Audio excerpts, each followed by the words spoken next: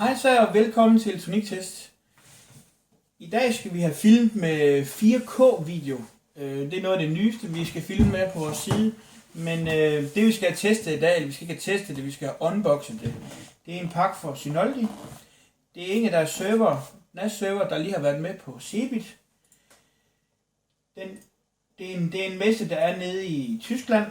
Den var her for cirka 14 dage siden, tror jeg det er nu. Der var en messe dernede. Og der var den med så på billeder, men der stod ikke ret meget om den der. Jeg har så lidt specifikationer på den nu. Før jeg åbner kassen op, kan vi lige se et billede af den her. Sådan sort. Den har faktisk det look, der er med på den hedder 411J. Der er den lavet sådan her. Så er de gået over på til en hvid en, eller grå-hvid var den. Og nu er de gået over til det sorte igen. Jeg er mere tilhænger til det sorte, så det er et rigtig godt valg, de har lavet der. Det der er med i den her Synology, det er en 1,2 GHz processor, og så er der 512 RAM med i den. Men vi kan lige åbne den op, og det er en 4 base, det er cirka 4 harddiske i den.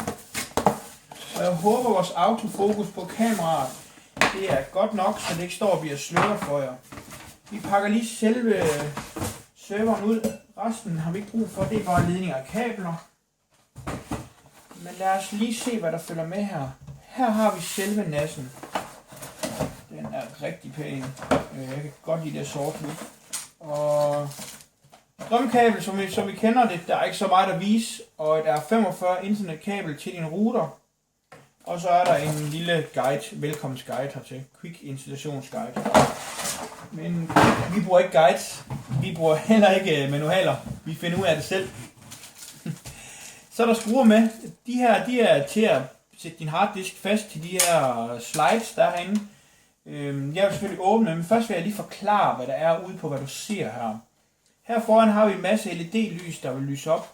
Harddisklysene 1, 2, 3 og 4. Så har vi en tænd- og sluk-knap, og en status, og en LAN. Og der er LED-lysning bagved, som vil lyse op. Det vil jeg også tage et billede af, når der er gang i den, når vi har fået sat nogle harddisk i.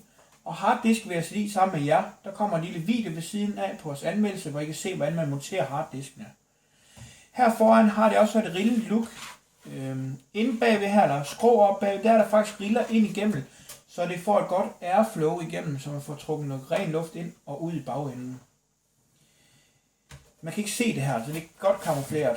Bagpå har vi 2 blæser, som jeg åbner op til bagefter. Vi lige har snakket om det hernede. Hernede har vi en USB 2.0 og en 3.0. 3.0'eren er til, hvis du overfører over på en ekstern harddisk, hvis du skal have et eller andet derovre på hurtigt, så går det rigtig hurtigt her. De hastigheder vil selvfølgelig teste på siden, og du vil kunne se det i anmeldelsen. Så har vi gigabit internet stik her, så skal til der, og en reset knap her, hvis det går helt galt, og du skal have reset til factory settings. Det er hard reset, ja. Lad os skrue skruerne af og se, hvad der kommer ud af bagenden her.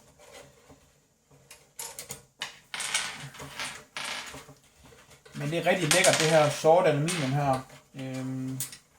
Det er flot. Jeg synes, det er rigtig flot. Jeg er helt vildt til det der. 2 blæser, der sidder her og trækker luft ud af kabinettet. Og man kan faktisk åbne helt op, som vi kender i fra Synology. Man kan åbne op helt ind til motorrummet her. Hvor der sidder de her små base slider, jeg snakker om før, hvor du sætter din harddisk fast. Monterer skruer her. Kører den ind, og så skruer du skruer i her for at binde den helt fast, så det sidder fast. Nede i bunden har vi bundkortet. Jeg har ikke brug for at forklare ret meget om, andet der vil komme nogle specifikationer ind på siden, om hvad der er i maskinen.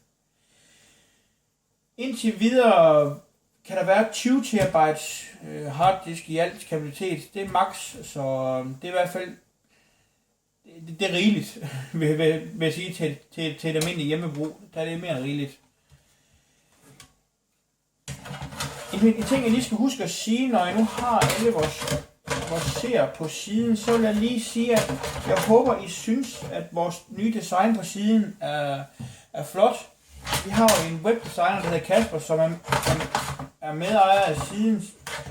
Han gør et rigtig godt stykke arbejde. Jeg synes, at skal have lidt ros her, mens jeg sidder her sammen med jer. Han har også fået lavet nye introvideoer til os, som kommer, som I så her i starten af den her lille anmeldelse eller unboxing. Det er en, han lige har lavet, så det får en helhed på vores side. Hvis der er nogle tiltag, som I ikke er helt tilfreds med, så er vi modtagelige over for ris og ros. I kan skrive på vores mail, som er inde på siden. Eller I kan skrive ind til vores Facebook-profil. Der har vi også en, og jeg synes, I skal følge lidt med på, hvad der sker derinde, for der kommer nogle nye ting ind på vores side. Jeg vil ikke sige hvad, men det er nogle konkurrencer, der kommer ind. Så lidt credits til vores designer Kasper, for et flot design, han lavet til vores side. Og jeg vil love jer, at nu bliver vi ved det her design, der er på vores side. Nu laver vi ikke om på det igen. Så nu kører det, og det er rigtig godt at se. Vi har jo fået nogle nye skribenter, og dem kan vi selvfølgelig også se i de nye anmeldelser, som kommer på siden. Så det var lige lidt om det. Lidt udenom vores unboxing, men jeg håber, I er glade for den lille unboxing, vi lige har lavet nu. Der kommer selvfølgelig en lille anmeldelse af den på siden, hvor det bliver nok en stor en, tror jeg, med de nye tiltag, der er på det nye firmware, der kommer på. Og det er faktisk en ting, jeg skal huske at sige. Der kommer DS 5.0 på den. Det nye firmware, de har. Det ser rigtig fedt ud, det ser lovende ud. Jeg glæder mig til at teste. Så følg med på siden, og følg med i alle de andre artikler, vi har på siden. For der kommer masser her i løbet af de næste par måneder. Tak for kigget. Vi ses på siden. Hej hej.